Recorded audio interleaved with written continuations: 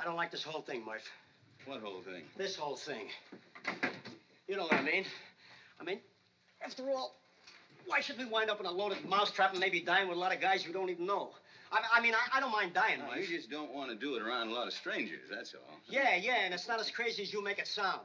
I'm the kind of guy that only gets along with people after I've gotten used to it. Yeah, well, it's a little late to write to your congressman. Oh, very funny. Je pensais que vous désiriez ça.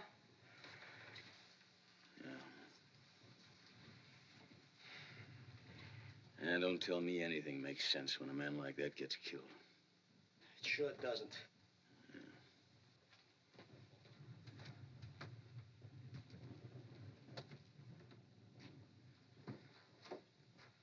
Hi. Sir, some guy got me as I was heading back to the hospital, and they said for all non-coms to report to you here. Well, now, wait a minute. You got things all wrong there, boy. Look, sir, believe me, sir, I'm really in terrible shape, and I ought to be in a hospital. Hell, what's wrong with you? Well, it's nothing you can see, sir. I think it must be what they call combat fatigue, sir. Corporal, you know what it is. You've seen it. Believe me, sir, I wouldn't be any good to you. I'm practically in pieces inside, and... Why don't you sit down over there? I gotta get in a hospital. Sit down, Corporal! Yes.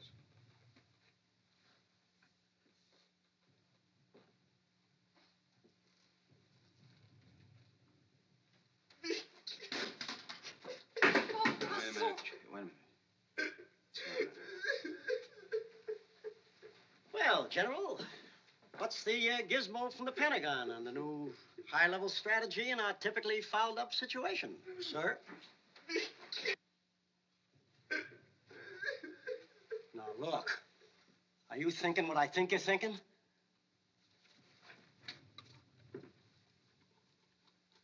Yes. General, can I see you outside a minute?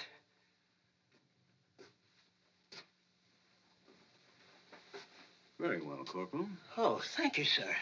It's all right. Now, look.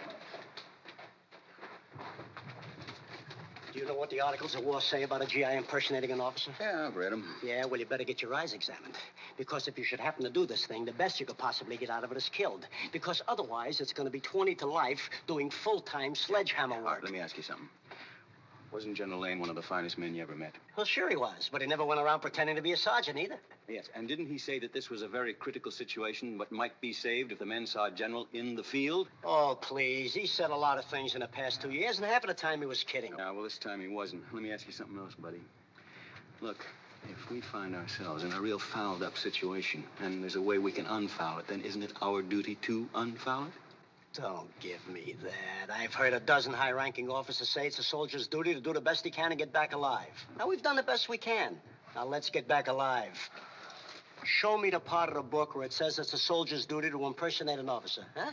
Go ahead, show me. Well, unusual situations call for unusual solutions. Hey, do you have a penknife on you by any chance, huh? Now, look, Murph. We've been through a lot. As much as anybody in this army, right? Mm-hmm. And you said yourself it was beginning to look as if we were going to get through alive, right? Oh, well, no, I don't remember saying that again. But now, what's the matter? Huh? You afraid the post-war period is going to be too dull for you? All right, what would you do about it?